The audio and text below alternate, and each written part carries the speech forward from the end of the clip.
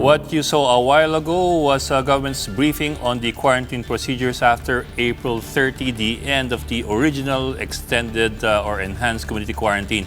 Now, in case you missed parts of it, here are a few important topics or issues that were discussed. First of all, the IATF, the Interagency Task Force, has recommended, and apparently the President appears to have already approved an extension of the enhanced community quarantine for Metro Manila or NCR, Region 3, Region 4A, and other areas kung saan mataas daw yung incidence ng COVID-19.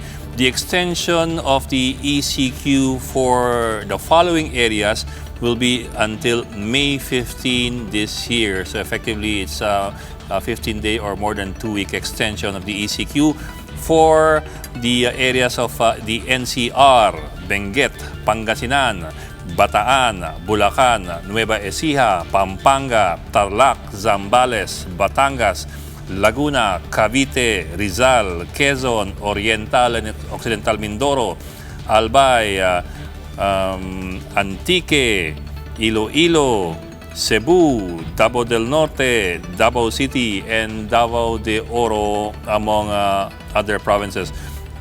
Now, all other provinces that were not listed will be placed under what they call general community quarantine as opposed to yung enhanced community quarantine. So, yung general community quarantine will also be in effect in the other provinces that were not mentioned until May 15, and then there will be another set of evaluations. Ngayon po, yung under general community quarantine, tinatawag nilang moderate risk areas at yung mga low risk areas. If there is no deterioration of the situation in these general community quarantine areas, by May 16, the GCQ in these areas may be relaxed, leading to normalization.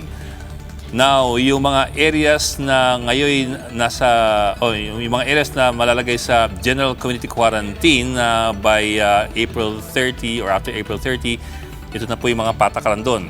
Under general community quarantine, workers will be allowed to go out and work in phases, o kumbaga graduated po o iba-ibang level yung pagpapayag sa mga trabahador na lumabas. However, yung mga kabataan, mga young people, mga senior citizens at mga high health risks will be required to stay home kahit general quarantine lang.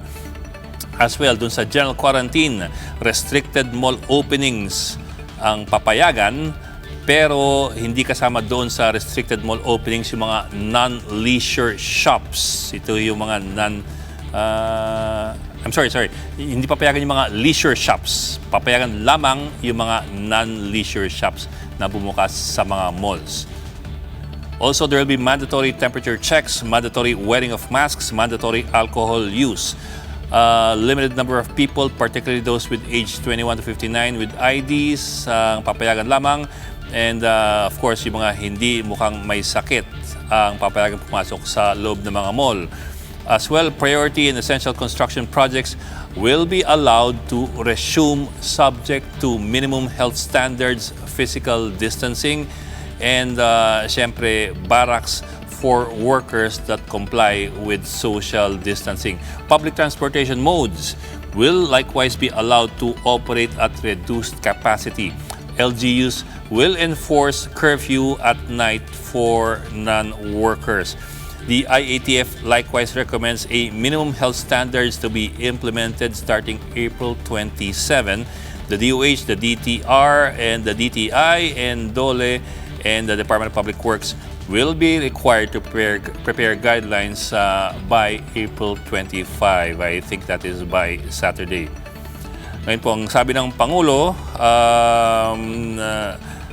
kung hindi sasapat yung pondo para sa mga susunod na mga buwan, kung kailangan daw, kasi tayo nakapag-utang sa mga multilateral institutions, kung hindi pa rin sasapat ang pondo, we will be forced to sell certain assets to fund the COVID response.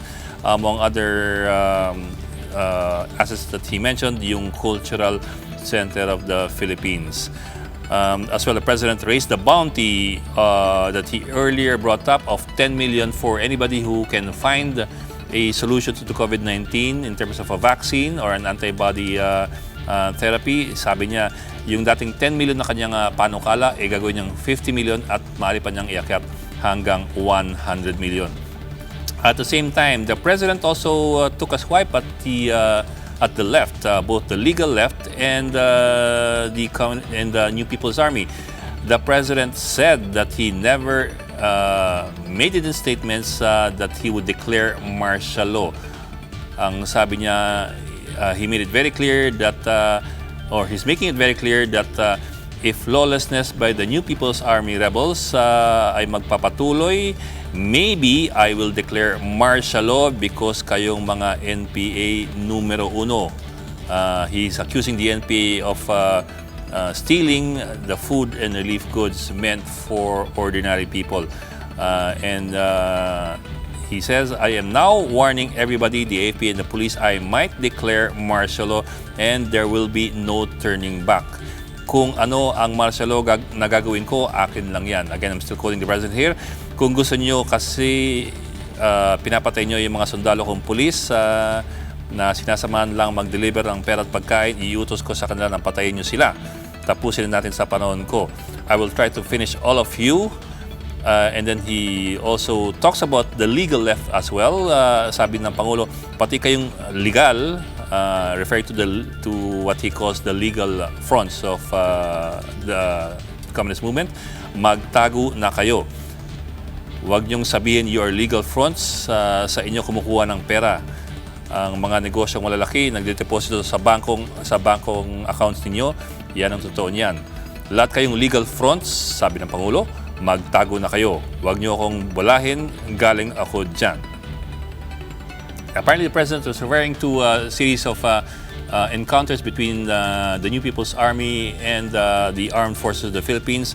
One in Aurora Province and another one in Himamaylan in Negros Occidental. That resulted in, I think, at least 5 deaths from the Philippine Army. The one na nangyari dun sa Aurora Province, ito po if we understand correctly, nung Tuesday, wherein 2 private first-class soldiers were killed. The initial reports coming in indicate that the troops were conducting what they called a security patrolya sa isang lugar kung saan meron ding distribution ng Social Amelioration Fund. Now, the president is implying that the soldiers were also there to distribute relief in response to the COVID-19 and that they were attacked while conducting relief operations. Yung sa Himamaylan, sa Negros Occidental, we understand from earlier reports, this happened I think on Monday, where 3 soldiers were killed. An initial report coming from the battalion commander there in that area stated that they were conducting what they were calling pursuit operations against the New People's Army rebels. So it is not clear exactly if it is connected to the COVID-19 response. So again, just to recap po, an extension of the Enhanced Community Quarantine or the ECQ for a large part of Luzon. That would include, of course, the National Capital Region and Calabarzon and Region 3 and sprinkling of other areas in Luzon Island. And for the rest of the country, we will have what they call General Community Quarantine after April 30, kung saan mas maluwag na po, papayagan yung mga malls magbukas, hindi na papayagan yung mga leisure outlets, papayagan din ng graduated na pagbubukas ng mga negosyo at mga manufacturing companies. And as well, papayagan din ng public transportation, subject of course to social distancing and as well subject to other health and sanitation protocols. And papayagan din na po yung construction projects na mag-resume, also subject to minimum health standards, physical distancing, and the existence of barracks for workers. Yun po, more or less, that is what we have.